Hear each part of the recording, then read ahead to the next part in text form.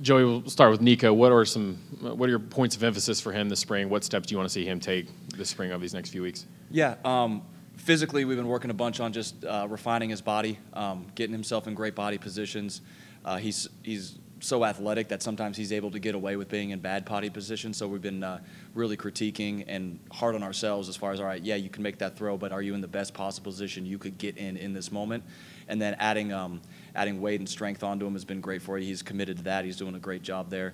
And then on the mental side of it is making the shift from knowing the plays, knowing your protections, to understanding why are we calling these plays in certain situations, what are we trying to accomplish when we use this motion or this formation. And it's fun to watch him dig into that and really become a quarterback as opposed to just a talented young player. Keep it with the quarterback room or your early impressions of Jake Merklinger. Say that one more time, sorry? Just keeping it with the quarterback room, what's your early impressions of Jake Merklinger? Yeah, really athletic guy, high intelligence. Guys love him already. He's one of the guys that just kind of fits right in and gets into the mold. Picked it up really, really quickly, which was great to see from us. A lot of times with young guys, you think you know going through the recruiting process, but until you get them in there, you get them in the room, you start working on them and seeing them take it to the field. He's going out there and calling his protections correctly, calling the plays, getting us in the right play and right check. So it's been good to watch him do that. It's impressive for a young guy.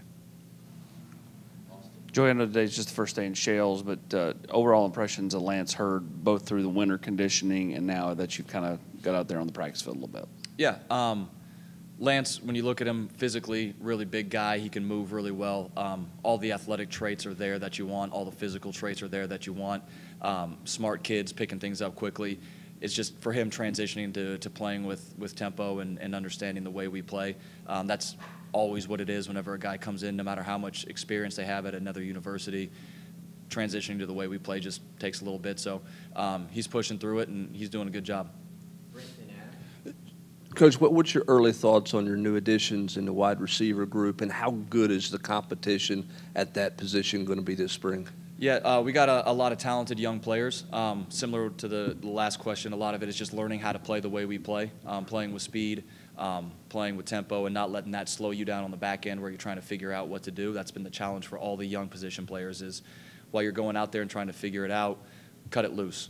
Like, you have to cut it loose. You can't make mistakes half speed or we can't gain anything from it. So that's been our huge coaching point at every position. But we got a lot of young, talented wideouts.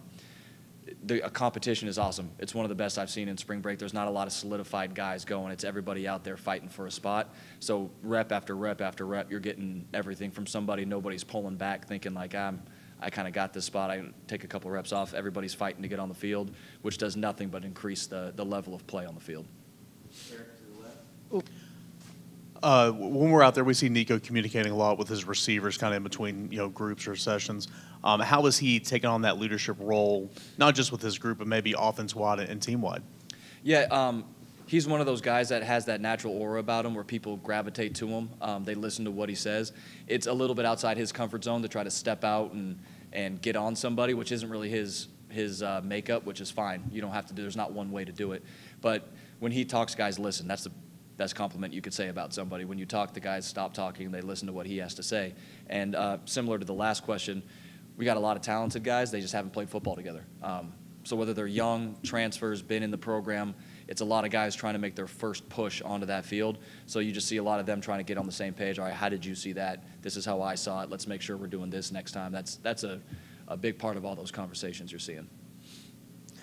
Joey, with the freshman skill players, do you usually see stages in spring that they go through of when they're really confident or when they seem overwhelmed? How does that usually go down? Yeah, it's probably different guy to guy, but overall you would say a lot of times the first couple days in spring can almost lull guys to sleep because the installs are very light. The looks they're seeing on the back end aren't super exotic yet, and they start feeling like, okay, I figured this college thing out. And then you get into that second block of work, and now here comes all the other stuff, and wait, I've never seen a safety do that before, and where's that pressure coming from? And maybe guys kind of take a step back and, oh, wait, maybe I don't have it figured out. That's been the push, coming from me and from our whole staff is you can never get lulled to sleep by one good practice, by one I didn't have any bust today, no MAs. Every day you have to reset and attack it like it's the first time you're going over it because as much as you think you have it figured out, you don't. Like 30-year guys don't have it figured out. You're still pushing to try to get that last little bit of knowledge that gives you something to make the play on the field. So in answer to your question, I think it kind of goes like I feel super confident, man, maybe I don't have this quite as much as I did, to as you're leaving spring, you should start having that feeling again, which will carry over into the summer work, into the fall camp.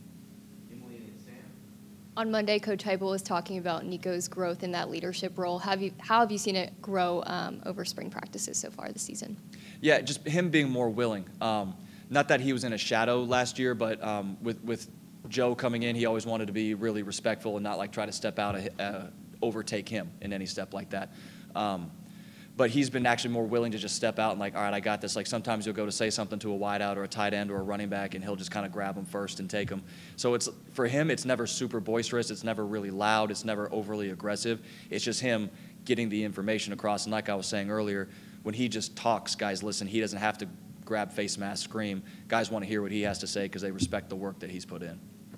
Speaking of Joe, he was out there this morning. And then you also had, I saw Peyton Manning was talking to the team. Just to have, VFL, these quarterbacks come back, what is it like for the guys to hear from them? They love it. For Joe, like, man, he's everybody's friend. So everyone was just happy to see him again. And then the stuff that he's bringing, like he's just falls right back into his old self. Like he's helping coach up the young guys during individual about what he's seeing with their footwork. Then you get a guy like Peyton Manning come in and talk to the guys last night and then met with the quarterback separately on his own.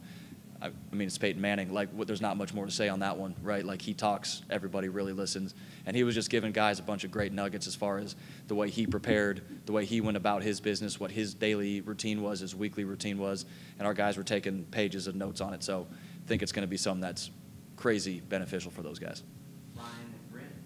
Just what have you seen so far from Holden Stays and just skill set, ability, and what's kind of the biggest transition for him, obviously moving into a different type of offense? Yeah, Holden, you see him when he takes the field, he looks right. You know what I mean? He's a good-sized kid. He runs well. He's picked up the offense quickly. It's just like I said when, the question about Lance, the young wideouts like Jake Merkling, like what is the question? We're just different than what he was used to in the past. So him getting into the way we play, seeing the signals, getting lined up, snapping down, all that type of stuff. He's doing a good job of it. That's just his push right now because he knows what the plays are. He knows what to do. He's got the talent, so now it's just figuring out the way we play, not what the play is, but how am I supposed to play within this offense.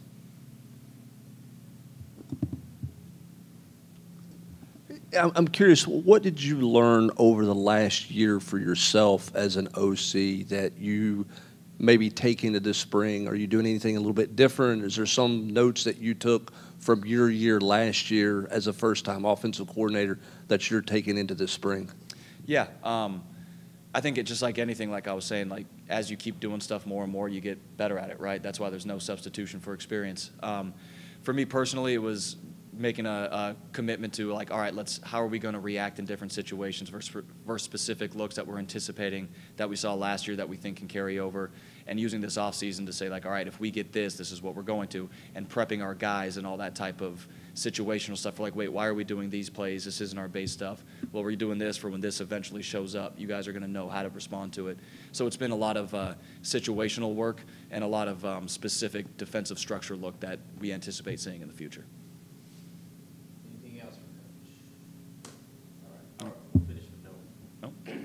Sorry, Coach. With Darrell Sims, just kind of what's kind of been your impressions of him? How's that relationship kind of grown, and just what's his transition been like? Yeah, first of all, he's just a great dude. Like, he's a great guy in the office. He has awesome energy. Everybody liked him, like, literally starting day one. Everyone liked that guy. He's awesome. His football knowledge is through the roof. You wouldn't know that this is his first spring ball with us. Like, he's out there. There's no, like, hey, make sure the backs know this. Like, no, he's got it. He's got it dialed in. Protectionally, run game, all the stuff. Like, man, that he's a ball coach, like, through and through. He knows football. Definition to me of a home run hire. And that guy was big-time addition. Thank you. Thank you, everybody.